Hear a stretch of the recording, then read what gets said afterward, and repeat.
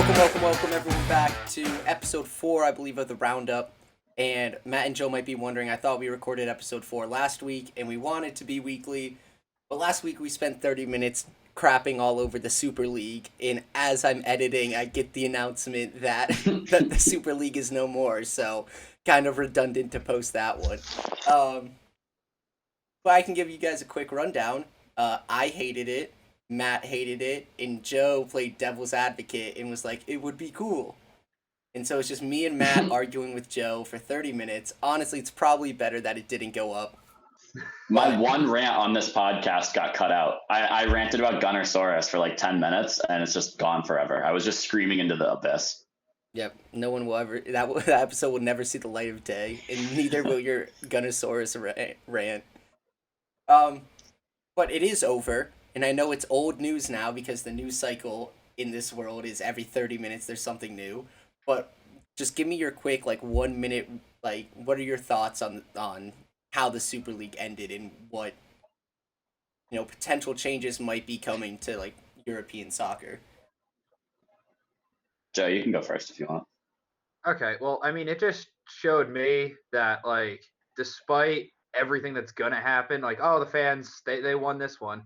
The owners are going to continue to push to try and make more ways to make money. They tried the pay-per-view stuff. They've tried this now. They're just going to keep coming up with new ways. So it's just going to be kind of just this repetitive cycle of, the fans don't like it. It's going to be, they're just going to push, and they're going to eventually find a line where the fans are like, I don't like it, but I can live with it. And the owners are like, we're making some money, not as much as possible, but we're not pissing everyone off. So, it's going to be for probably the next 10 years, them pushing to find the line, because nobody really knows where it is at this point, and eventually we'll get there. Fair points. Yeah, Matt? I think that's a good point. You guys didn't hear it, but I was very against it from the start. One of my clubs spoke out really, really strongly against it, which was Borussia Dortmund. My other club that I like to support, Arsenal, was one of the founding members. So I was kind of torn. I mean, I wasn't torn in the idea of what I felt about it, but I was kind of torn in what to feel because my different clubs were different. But it's dead now. It's kind of wild to me that Barcelona and Real Madrid are still holding on to it. All other 10 clubs were like, all right, fine, we'll back out. Those two are still like, hey, I mean, we're about it, which is kind of weird to me. It seems like they're not really reading the room, but I get it. They want to make money. They're hoping that someone else joins, I guess. I don't know. I think kind of like Joe said, the owners they're billionaires and they're owners because they know what they're doing and they're not always concerned with what people think about them doing it if it's going to make them more money. So I think he's right in that they're going to keep trying to find ways, but this one was just not it, in my opinion. Well, I think Real Madrid and Spain, Barcelona, I don't know, those are interesting ones. I'm not quite as surprised that they're still holding on because those two, maybe Juventus in Italy, have just been so dominant, it's almost boring, right? And honestly, if I'm a Barcelona fan, I'm into it because I think it will get Messi to stay. Also, isn't Barcelona reasons. Just bleeding money right now? Yes, they are. So, they kind of need the money from JP Morgan. Whereas, Absolutely. Other teams, coronavirus hurt them and they want to make more money. I think Barcelona's, legitimately bleeding money. So, I think they've been bleeding money since before coronavirus. Yeah, that's what I mean. I think they're trying to just that's why they're staying. Real Madrid, I guess it's the competition thing or something like that. But the Barcelona one to me seems mostly financial. Okay, and now that we've had just about a week separated from it, do you guys? I've seen some finger pointing about Bayern. Do you think that they joined it out of the goodness of their hearts, or that they didn't join it out of the goodness of their hearts, or they didn't join it because they enjoy the monopoly they have in the Bundesliga? No, I think they didn't join it because the 50+1 rule, I think all German football was going to take a stand against it. I think whoever was in charge of the DFB Pokal or whatever the governing body of German football is called. Yeah, okay, there we go. said, hey guys, like we're more supported by the fans than most other leagues. So even if Bayern's fans supported them going, the other however many teams fans didn't, and the league as a whole, controlled by the German football thingy, just said like, hey guys, like you really can't do this because you're kind of fucking everyone over. Would be my can guess. see that. Obviously, I don't know as much Yeah. about I think German that's reasonable football. though. Do you get and last thing I want to touch on this before we get into some really exciting week of sports. Do you guys think that there's a possibility of the 50+1 rule coming to different leagues, more specifically the Premier League? I think it's gonna be really hard to institute because Yeah, just I think like I agree. what would have to happen for the 50+1 rule to come about is either the fans would need to buy it at market value, which a billionaire is going to list what would you say Manchester United for? How much are Isn't NBA it like teams worth? 2 2.5 billion? 3 billion? billion? Yeah, something like that. So you would need to buy 50+1% of the club. So you would need to raise about 1.8 billion from fans. Like as brutal as that is, like it's hard unless the government subsidizes it or something, which Yeah. there's been talk of. But like again, are taxpayers really going to want the English government like paying billionaires 1 point whatever $billion for half this team to then give it to the fans? I don't at know. like They're a crazy reduced about their soccer over there. Yeah, they're also crazy about like most people aren't crazy about paying exorbitant taxes for billionaires to get money. And next year's taxes, there's like 6 new lines: Tottenham tax, Arsenal tax, Yeah, Manchester exactly. United Like tax. it would just be kind of rough. So like it would have to be a combination, I feel, of the government stepping in, fans really pushing for it and raising a significant amount of money. Maybe not exactly half, but they would need to raise a good amount. And I think it would take a couple of owners, or not owners, a couple of investors. I saw like the Spotify guy is big into it for Yeah, yeah, yeah. Arsenal and some Mhm. other ones who buy it and then sell it at a reduced rate just to Yeah. like some guy who really cares about it wanting Mhm. to give it to the fans because I right now know the some current former owners players clearly have been don't. involved too. Like, so the guy for They don't have Arsenal, enough money. They don't have enough money. No, I Like, know. I'm just saying to get the interest behind it because that won't he's matter. It's supposedly gonna going be to take just over money. Arsenal with former players. It doesn't make a difference. The It's former almost players it's are just almost names attached. like the big banks, right? They're too big to do anything about them now.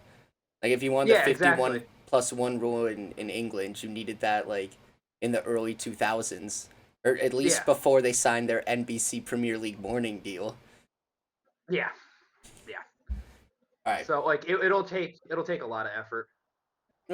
I think it's. I think I said in the unaired episode that it's going to be an interesting few weeks of football. I think that's still going to be the case. Even with the Super League being shut down, I think there's still a good chance that the Big Six get penalized in some way. But no, we're gonna have to see. And, Um, yeah, we'll see. so I want to switch gears to some NHL because we're getting to the business end of the season. This is the business end of the season, and to me, I've been losing a lot more money in the business end of the season betting wise, and I don't know if I'm it could just be I'm a bad bettor, right? But also I'm looking back like through the past few days of games, and it seems like the games are either playoff level hockey or they're the end of the season, like the Jets playing in week 15 level of play. Like it seems like it's either going to be a game with no competition or so much competition that's even harder to cap. Because I think the thing is players want to win. Like if you get a Vegas Colorado game, both teams have clinched, but they both want to win. But let's just say the goalie gives up a soft one to start. It's 1-0. You give up an odd man rush, 2-0. At that point, the team's like, I'm not gonna kill myself. I already clinched. Yeah. So like I feel like players will take their foot off the gas once the game's out of reach. And so like it'll create like just some games where the competition, like you're saying, it's just over. Now the playoff games, I mean the playoff like games still are gonna happen because players care a lot and there's teams obviously fighting for playoff spots. But I think that's why we're seeing it is players will take their foot off the gas in games that aren't necessarily like needed. And also, I think players still haven't meshed from the trade deadline. Like Toronto, everyone was just like, oh, they look horrible and they acquired all these people. Well, first off, a lot of those people, like when I saw these tweets, were like, hadn't even played yet. Like Nick Foligno was still in quarantine and people were complaining that they traded for Nick Foligno. Like, you need to give them time to gel. Yeah, I think that's a very fair point. But in your guys' opinions, does this weird end of the season like level of play make it easier or harder to cap? Is it easier live to bet? Is it harder pregame? What do you guys think? Well, I always just find the end of the season's the hardest to bet because Vegas has all the data. Like they have Yeah, all the exactly. data from the entire season. Whereas in the beginning of part of the season, you can use your eye test more and be like, I really like that team. They're playing hot. Like, but at the end of the season, they're like, okay, here's all the numbers. Here's what these teams are this year. Like, I think it's a lot harder to bet at the end of the season for any sport. And does that Also, especially this season, I mean, all these teams have played each other like, what is it, like 7-8 times? Like, it's not like Vegas. It's not like they've only played each other once or twice, and Vegas is like, oh, I don't know how it could go. Like, they have a pretty clear idea, like Joe was saying, like, oh, these teams have played 6 times, and whatever. The Islanders have beat this team 5 of them. Like, it's going to be tough to really. You don't have a lot of wiggle room there to make money. Mm-hmm. Yeah. And does that carry over into playoffs? Do you think, Joe? Or I don't. Is think playoffs so. a complete reset? Playoffs is a different animal. Playoffs are a reset because I mean, look at teams over the past years. Like I don't know, Penguins. I think they have a very good record against the Islanders this year. I think they've only lost to them like once or twice. I'm still taking the Islanders in that playoff series. They swept them 2 years ago. Penguins looked like trash in the playoffs last year. Like I'm still taking the Islanders 9 times out of 10 in that series. It's just going to be stuff like that where I think it's just different. And like I was saying before, where players take their foot off the gas, you're going down 3-0 in a playoff game. Your foot's not off the gas. You're pressing harder because you need that game. Right. And I feel like playoff games are either like 1-0 or like 5-4. I don't even bother betting playoff games. I bet the series and say who I think is going to win the series. Betting games in the playoffs to me, it's too much of a crapshoot. Absolutely. Can you? I'm not sure about this. Can you bet like a spread in a series? Like, can I bet the Islanders minus 1.5 games? Okay. Yeah. Okay. So like you could do that, and how confident you like. Let's just say you throw some money on the Islanders to win the series, and then however many games you think they'll win by, throw another bet. That's how confident you are they're going to win. Okay. Speaking of confidence, Matt, how's your confidence with the Bruins? You betting on them round 1? If they make it, that's what I was gonna say. Like they're kind of in a battle right now. I think they're only 4 points ahead of the Rangers. 4 points to the Rangers and 2 games in hand, though. You guys should conceivably have this. They should. I know we don't always trust ESPN for hockey stuff, but that was the easiest resource I could. And they had them at like 99.1% to make the playoffs or something. You guys. So for a couple of days ago, you guys have played since then. I forget what your record is since then. We lost yesterday. You guys need to go 5-4-1, and if the Rangers went undefeated, you were still in the playoffs. So like you need to go like a game over 500 to make the playoffs. Yeah. And if you can't do that in your final 11 games, you don't deserve. You don't need. Yeah, exactly. Yeah. So I mean, I think playoff-wise, it kind of depends on 2 things. It depends on if they get anyone back on defense because they've had injuries there, and it also depends what their because I mean, everyone knows the secondary scoring thing. It's been a little bit better since Hall came in. He's been playing pretty well, actually. I like watching him. You guys also can't score 5-on-5 though, like at all. It's pretty brutal. I think that's kind of what I was meaning to say when I said secondary, but same difference. The goalie thing is kind of my concern because Rask has not been playing consistently because he was hurt. The younger guys were doing really well holding it down. Swayman looked really good. Vladar looked good. But then you get to playoffs, Rask hasn't been playing consistently. Like, is he ready to kind of step in and, play playoff hockey after not really having a whole lot of action? So I don't know. We'll see. The only thing is he does have, I think it's like there's 15 games left to get him back into the swing of things. That's true. So yeah. it's not like the playoffs are right here. So you guys should hopefully, as long as nothing happens further injury wise, you guys should be able to get Tuukka back in, like, and acclimated. The bigger thing will be if your defense can get uninjured, because those guys are still hurt as of right now. Yeah, there's a lot of injuries. That one's going to be tough to see. Mm-hmm. And who the Bruins match up against? As of right now, they play the Penguins. Who they just lost to. And then Caps and 1-0. Isles. Yeah, those would be the matchups right now. The East is gonna. I don't think I'm gonna touch the East. Maybe. I don't even know.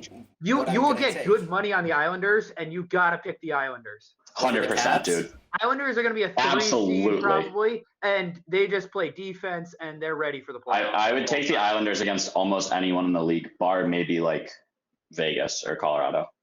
Nope, still give me them because they play defense. Yeah. So you're telling me to take Islanders series and the under every game? Okay, I'll lock it in.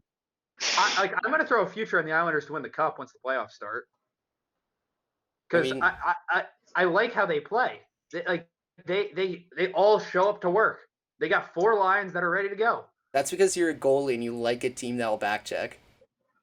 No, I've look at the past cup winners. They all play defense. The Islanders are at plus 1,400 to win the cup right now. Yeah, give me them plus 1,400. Wait, never mind. That was 3 weeks ago. Never mind. Don't listen to me. Honestly, the odds might have gotten better since then. Nah, definitely not. Because we're I doubt it. The playoffs. I want going back to the Bruins versus Rangers. While Matt looks this up. Looks it up, yeah. I mean, the Rags. I don't know where this came from. They just look so much more complete than they did. Do you know where it comes from? The Rangers are completely a second half team. They did this last year. They were like, they're the hottest team coming in. Like watch out for them. They're gonna upset the Hurricanes in the bubble. Like they were playing so well at the end of the season. I think they got swept by the Hurricanes. They were the first team out of the playoffs. Yeah, it seems like they just turned it on too late, right? You hear that they're challenging Boston with like 15 games to go, and you're like, a little late now, boys. They are a young team. They are a young team, so like it probably took them a little bit to gel. Zibanejad couldn't hit the net, and now is scoring everything. Like it was a tale of two halves for them, and they turned it on too late, like you said. And I think that they're just a very streaky team. Like next year, I could see them starting really hot and then getting cold, ending up in the same position, or playing well, getting hot, then not playing well the rest of the season, or ending the season really well for a 3rd year in a row.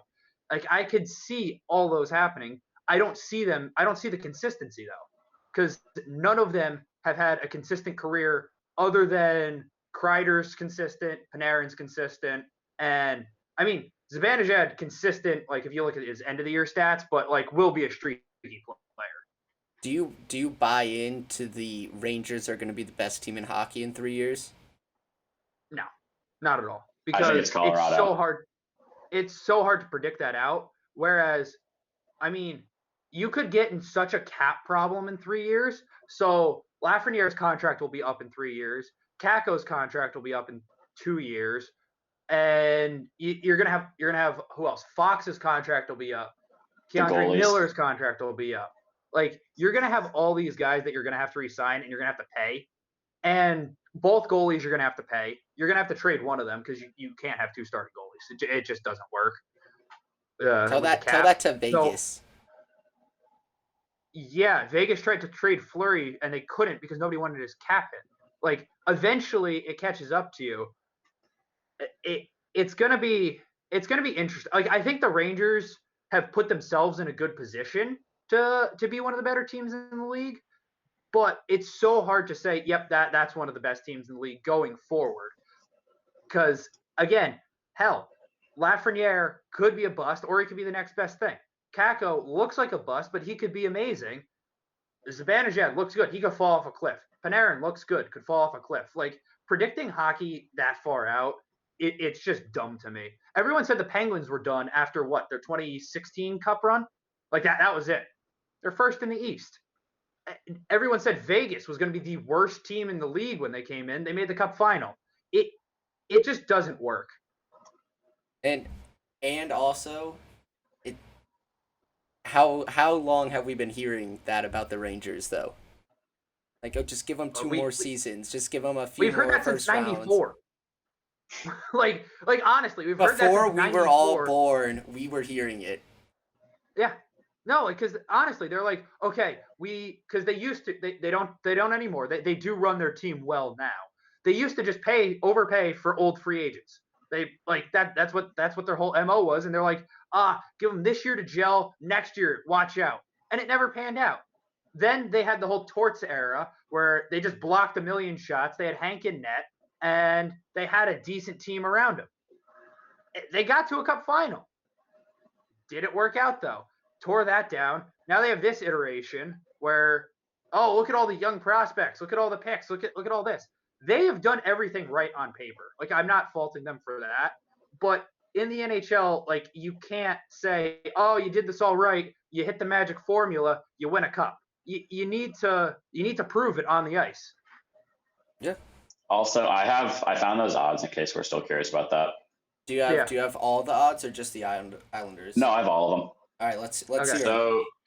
So Colorado, these are all plus, but I guess I'll just say it. So Colorado's plus 375, Tampa Bay is 750, Vegas is 750, Toronto's 800, the Hurricanes are 900, Boston is 1100, Washington's 1300, Pittsburgh's 1400. The Islanders are plus 1700, which is that's yeah. The pretty Islanders are behind the Bruins. This is what I mean when It's like Vegas, so are the Penguins, and the Penguins are 1 seed. Yeah. No, but like Vegas does not give the Islanders credit because any stats that Vegas uses to predict out like games and stuff doesn't account for the fact that the Islanders don't give up scoring chances. Like if you look at the goaltenders for the Islanders, that Varlamov was in the Vezina conversation because his save percentage and goals against was absolutely insane. He made like out of his however many saves, he made 95% of them in the chest. Like that's all they do. They don't give up scoring chances. And yeah, like you could talk to me about who's going to score on that team because that's a real problem. They don't have that goal scorer, but they have 4 solid lines that can all put up a goal a game. So you give me one guy on each the line X that factor scores in a goal. Barzal too. Like Barzal could just randomly have an insane game and put 3 in just because that's who he is. Yeah, no, he could, and like that's what it is. So I don't know. I really like them. So they were plus 1700. Yep. Yeah, Florida's plus 18, Edmonton's plus 2,000, Minnesota's plus 2,000, Winnipeg's plus 2,100, Montreal's plus 2,300, and then it gets just into big numbers from there. If anyone wants something crazy, Ottawa right now is plus 500,000. They are not mathematically eliminated yet. If you have $1 free, For a dollar for 5,000. Don't do it. Also, I think is Florida that far down because of their defense situation? Do you think? Yeah, 100%. Probably. You lose your number 1 defenseman. That's what happens. Honestly, I think that Vegas at plus 750 that's some value to me right there. It seems like they have they might not have Colorado's number, but they have to get through. They haven't been torn up by Colorado. No, but you still have to get through them. That's why their odds are where they are. Because do you have the conference odds, Palmer? Yeah. Hold on. Let me scroll back up. Because that's the division. Is going to be pretty much. I have division. I don't have conference. Yeah, that's fine. I can look for. Colorado's minus 167 to win the West. Vegas is plus 125. That is so much. That's so much juice on Colorado. Yeah, because everyone has them as. Do you know how many people picked them as a cup favorite before the year? Like that was their cup favorite. They were one of mine. Yeah, they were easily one of mine. They were mine out of the West. Vegas hedging out of all those bets by just throwing crazy juice on Colorado? Because Vegas is number 1 in the West right now, right? Yeah.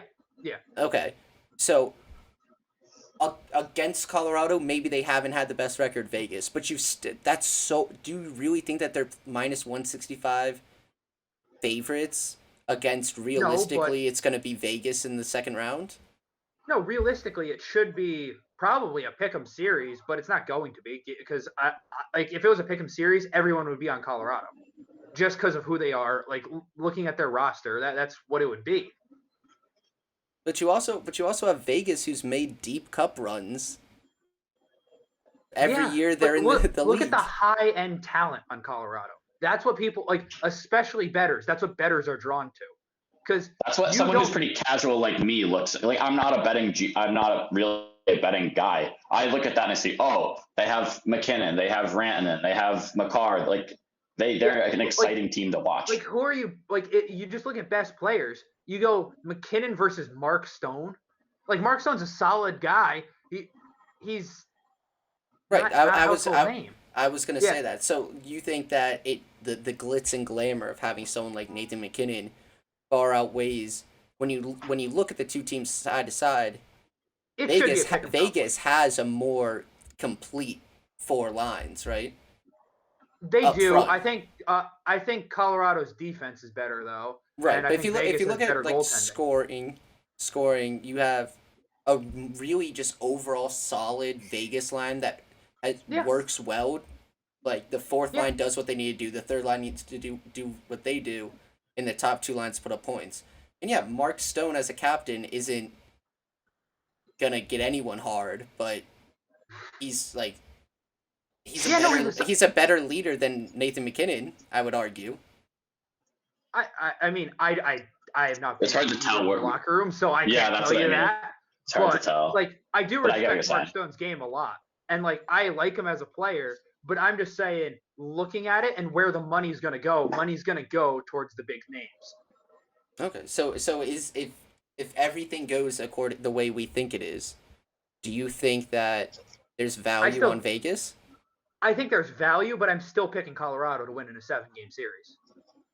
Okay, I think value might be parlaying Colorado and Vegas first round, but I don't know the odds right now, so it might not even be worth it. No, you're gonna get the worst odds on that. Both of them are gonna be like minus 300 to win a series. Like it's gonna be terrible odds. Yeah, and then I get like minus 175, and I throw down $1 billion on it, and then I go get a mortgage. And I go get a mortgage. I put it all down. And then one of them gets Tampa Bay Lightning in the first round. And then someone gets Tampa first round, and then Harry DiAgostino as a person ceases to exist. And here comes like Barry Richards. But don't worry, Barry will still do this podcast. Great. So we haven't talked about the other getting out of it. North Division. I think we're still pretty much all in agreement. It is what it is. They don't play defense. We all hate it. Tampa's gonna match up against like the Islanders and be like, oh my god, their defense are actually back checking. What's happening? Because Tampa plays in the Central Division, but did I say Tampa? I meant Toronto, right? Yeah. Oh yeah, I meant Toronto. Yeah. Like they play defense. What's going on? Oh yeah. And then the West, not the West, the Central has been very interesting to me. I don't know if you guys have been following it. Tampa's in third and have not looked good. Like they have not looked good. They've been sick. They're 6-4 in their last 10, which is not what I expected from them. And it's not just that they're 6-4; they don't look good in these games. They're like grinding these games out when they shouldn't have to be at this point in the season. No, getting Kucherov back and Stamkos back will help, but like, how much is Stamkos gonna do? Like, he's coming off his 19th career injury. Like, what is Kucherov really gonna be coming back from this injury? Because he's not gonna skate until the playoffs due to cap reasons. Like, he won't be able to skate until the playoffs. Yeah, he can't. Yeah. So, I don't know. Like, the only reason that I'm picking them over Florida in the first round is because Ekblad's not there. If Ekblad was there, I'm taking Florida in that series, and you would have gotten good odds on that. But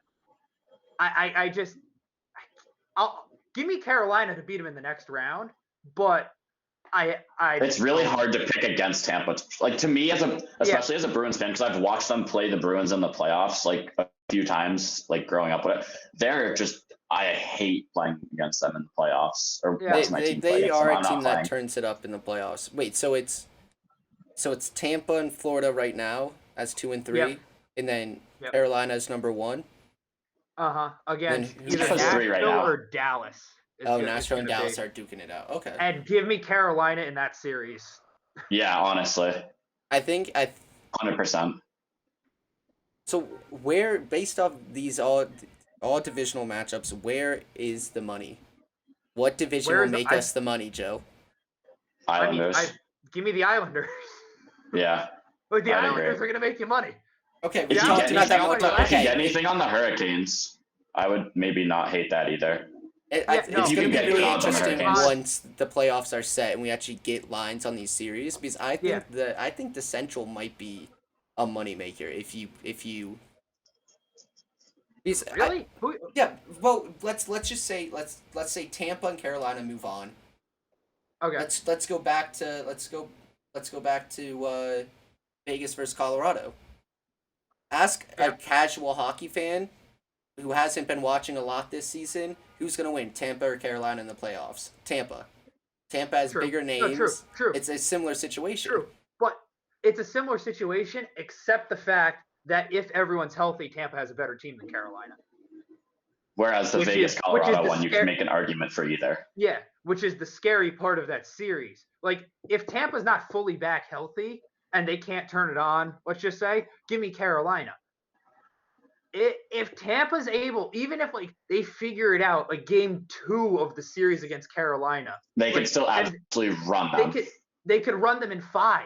Like, yeah, that's the scary part about betting against Tampa. Like, So- I'm going to be picking Carolina. Don't get me wrong, but giving people advice to pick against Tampa is way harder to do. Oh, yeah. You're Joe's sport book, right? What Yeah. What are the odds on the series, the Carolina Tampa series, if it gets there? Give us the two scenarios if everyone's healthy. This is with a everyone's healthy not. Kucherov, yeah. The series, okay, so obviously everyone's healthy, but like, let's just say they have a middling series. Stamkos and Kucherov put up like 2 points each. Like they don't look great, but they're there.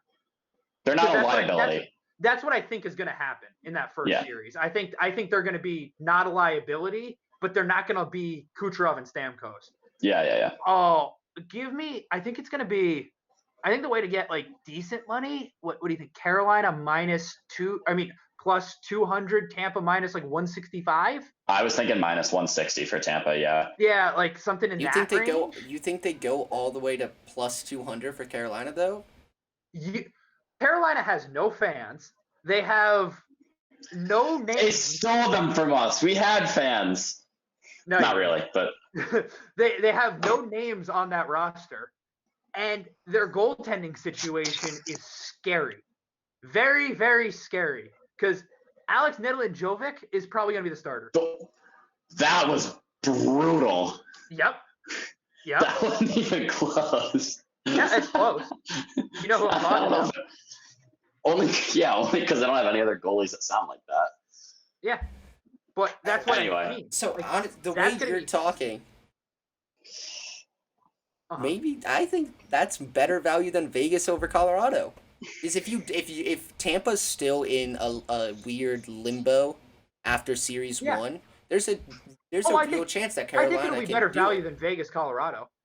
I think you're 100% right about that, because Carolina has 6 defensemen that all could be in a top 4 on most other teams. Mm-hmm. Yep. Like they have 0 names on their forwards except Svechnikov. Sebastian Aho, and really know those names because they're not American or Canadian. Like, as much as it sucks, they're not.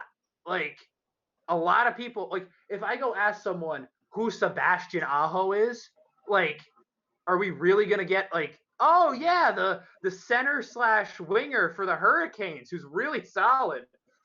Oh, Svechnikov. Maybe they saw the lacrosse goal. Maybe. Like, there is I like the value of Carolina a hell of a lot more than I like Vegas. And then, you're gonna I might have to pick Tampa on that, just because I can't root for a grown man named Dougie. I just can't do it. Dougie. It's Yeah, the other than the worst fact that thing he on the could be a planet. Norris candidate, like, yeah. What? His name is Dougie. He's like 30. I want them to be at the NHL awards, and for the Norris Trophy, they're like, Oh, Dougie. Dougie Hamilton. Oh, Dougie, that's come great. get your Oh, good award. job, Dougie. God, that's terrible. And then to But he close it showers out, with socks on. the least exciting division, I think Toronto is going to be like minus 300 or 400 every series they're in until they match up with someone outside And their you division. know what? You know what? There's going to be sneaky value on Montreal. Give me Carey Price to steal a series. Give me 2015 Carey Price. Give Comes me out They of just got Cole nowhere. Caulfield, too. They just added Caulfield as well. Yeah. I don't think that's going to be as big of an addition as people are hoping for. Like that one's Me gonna be either. more I just wanted to next show that I year. know something about hockey. You Yeah. show more than me this episode. Yeah, All right, I don't know. I think Toronto's going to win the North. I think Well, I don't hate value if on you Montreal if you get good you odds. can bet Montreal, and I would bet Winnipeg if they end up playing Winnipeg. Bet both of them, and if one of them hits, you're getting plus whatever odds. Like you're getting good odds in that series. Yeah. Makes sense. Joe with the hedging strategy this week. I like it. All right. Well, that was I guess where we thought value was in the NHL. I didn't think it was going to go there, but honestly, the NHL, it's shaping up to be a really exciting playoff run. And hey, as it gets closer, these lines will become more and more solidified. Joe will probably have 18 more hedging opportunities for every one of our 18 listeners. We'll be back once a month. We'll be back once a month again. It's a quarterly podcast. It's quarterly, yeah. It's BettorOff. It's our company BettorOff's quarterly report. Speaking of that, we aren't just three guys talking about nothing on YouTube. We do work for a company, BettorOff. We have an app in the App Store and the Google Play Store, BettorOff, where you can track your bets, you can trash talk your friends, you can see how everyone else is doing on the platform. We have leaderboards, compare functions. It's just an all-around great time, you know?